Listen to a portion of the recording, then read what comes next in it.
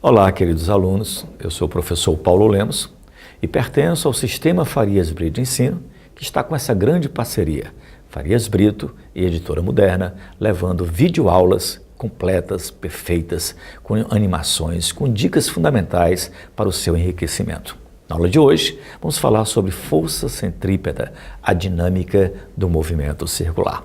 Acompanhe comigo. Força centrípeta. Pessoal, imagine esse carro trafegando. Vamos supor que ele venha aqui em trajetória retilínea. Se ele quer encurvar, obrigatoriamente você terá que fazer uma força sobre ele nessa direção em sentido para produzir essa curvatura. Note que essa força vai apontar exatamente na direção do centro da curva que ele vai descrever. Ou seja, essa força chama-se de força central, força centrípeta. Acompanhe aqui, por favor. Notem, o carro vem e ele só consegue fazer essa curva se existir essa força chamada de força centrípeta.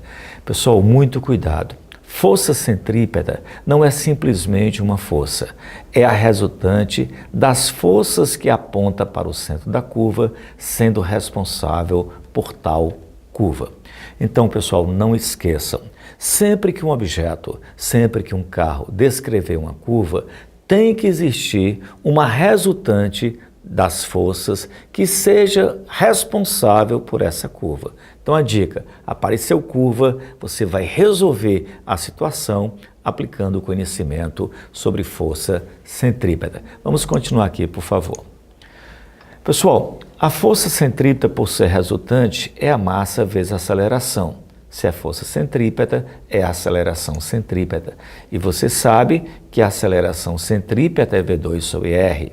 Logo, força centrípeta mv2 sobre r, onde m é a massa do corpo, v a sua velocidade escalar e o raio e r o raio da trajetória curva. Paulo Lemos, mas também existe uma relação entre força centrípeta e velocidade angular. Claro, força centrípeta é m ômega 2r, porque a aceleração centrípeta é exatamente ômega 2r. Você usa a primeira expressão se na questão for mencionada a velocidade escalar e você usa a segunda se na questão for mencionada a velocidade angular. Bom, entendido aí, pessoal, o que vem a ser força centrípeta, vamos mais uma mídia aqui para você compreender melhor. Acompanhe. Nós temos aqui este carro e esse carro só consegue fazer a curva porque existe esta força, que na verdade é uma resultante, chamada de resultante centrípeta. Se um carro faz uma curva, é necessário que uma força seja responsável por tal curva. Esta força chama-se de força centrípeta. Meus queridos, eu queria fazer uma observação. Imagine vocês um carro pretendendo fazer uma curva num plano horizontal. Quando o carro entra na curva, a tendência natural dele não é fazer a curva, a tendência natural é ele derrapar. Ou seja, para fora da curva, ou seja, os pneus, eles forçam o asfalto para fora, o asfalto reage e força os pneus para o centro. E como se chama essa força, professor Paulo Lemos? Ela chama-se de força centrípeta, que no caso é a força de atrito. Então, sempre que um carro fizer uma curva plana e horizontal, a força responsável por essa curva chama-se de força centrípeta, que é especificamente a força de atrito. Acompanhe comigo. Nós temos aqui esse carrinho que vai descrever essa curva no plano horizontal. Notem, pessoal, que sobre ele atuam as forças normal e peso e a força de atrito, apontando para o centro. Como esta força aponta para o centro, no caso o atrito, ela vai ser a própria força centrípeta responsável pela curva, tá? Então, qualquer carro que descreva uma curva plana e horizontal é exatamente a força de atrito responsável por esta curva. Aí vem a seguinte indagação, pessoal. É mais fácil um carro fazer uma curva plana e horizontal com chuva ou com sol? Claro que é com sol. Por quê? Com sol tem mais atrito, tem mais força responsável pela curva. Chovendo, diminui o atrito, diminui a força responsável pela curva, tá? Então vamos agora prosseguir aqui com o nosso conhecimento. Então, a força responsável pela curva plana e horizontal realizada por um carro é exatamente a força de atrito, comportando-se como sendo uma força centrípeta.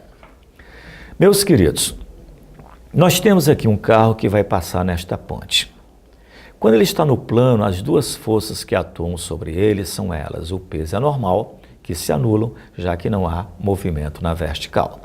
Quando ele passa aqui na lombada, no caso na ponte, além do peso e da normal, você vai dizer, professor, o movimento é curvo. Tem que ter centrípeta? Tem. É uma força? Não. Essa força aqui, que é a centrípeta, pessoal, não é uma força. É a resultante dessas forças apontando para o centro. Por exemplo, o carro está passando numa lombada. Professor Paulo Lemos, quais são as forças que atuam sobre ele? O peso é normal. Movimento é curvo? Tem centrípeta? Claro. Resultante apontando para onde? Para o centro. E para a resultante apontar para baixo, obrigatoriamente, quem tem que ser maior que quem? O peso terá que ser maior do que a normal. Logo, a força centrípeta, que é a resultante entre duas forças que têm sentidos opostos, vai ser a maior menos a menor, o peso menos a normal. Quando o carrinho passar em uma depressão, nós temos o peso anormal. Professor, cadê o centro da curva? Está aqui. Tem que ter centrípeta? Tem que ter a resultante centrípeta apontando para o centro. E para existir essa resultante apontando para o centro, quem tem que ser maior que quem? A normal maior que o peso. Então, neste caso, a centrípeta vai ser a normal menos o peso. Então, pessoal, por favor, não me digam que força centrípeta é uma força isolada. Não. Força centrípeta é a resultante das forças que atuam no corpo apontando para o centro da curva, tá bom? Bom, com essas informações, eu queria mostrar aqui uma situação clássica, que é exatamente o rotor, que é este cilindro, pessoal, onde uma pessoa entra no cilindro e encosta na parede interna do cilindro. À medida que ele começa a girar, depois de um certo tempo, o piso é retirado e a pessoa não cai. Por quê? Reparem, está aqui a pessoa encostada na parte interna do cilindro. As forças que atuam sobre esta pessoa, o seu peso, a força de atrito, porque a tendência é descer, o atrito é para cima, e devido ao contato da pessoa com a parede interna, vai aparecer aqui uma força normal. Como o movimento é curvo, quem vai se comportar como centrípeta aqui é exatamente a normal. Professor, quando é que o piso poderá ser retirado? O piso poderá ser retirado quando a força de atrito se tornar igual ao peso, uma anula com a outra, e a centrípeta vai ser a própria normal, que vai ser responsável pela curva. Uma outra situação clássica, pessoal, que ocorre e que aparece nos vestibulares, incluindo aí o Enem, é exatamente o loop na vertical. É muito comum aparecer em circos exatamente o globo da morte. O carrinho vem, realiza essa volta no plano vertical. Pessoal, a condição mínima de velocidade na posição mais alta vai ocorrer quando o contato for praticamente nulo e a única força que vai atuar sobre ele é exatamente o peso anormal. As únicas forças, né? Como o contato é praticamente nulo, a normal deixa de existir e a força centrípeta vai ser a própria força peso. Logo, pessoal, se você igualar a força centrípeta como sendo o peso, você chega à seguinte relação. A velocidade mínima na posição mais alta para que o cara consiga fazer o looping na vertical é raiz de GR. Então, pessoal, sempre que houver a realização de looping, o que ele normalmente pergunta é qual deve ser a menor velocidade na posição mais alta para que ele consiga fazer o looping. Essa velocidade é a raiz de GR, onde G é a aceleração da gravidade e R o raio. Se o dono do circo conhece o raio da trajetória e conhece o valor de G, ele sabe qual deve ser a menor velocidade na posição mais alta para a realização deste looping. Sabendo disso, se a velocidade, por exemplo, for de 10 metros por segundo, o motoqueiro vai passar ali com uma velocidade superior a essa para evitar qualquer transtorno que possa ocorrer, tá bom? Bom, vamos prosseguir com outra situação. Então, pessoal, nós temos aqui esse carrinho que vai pretender realizar esse looping.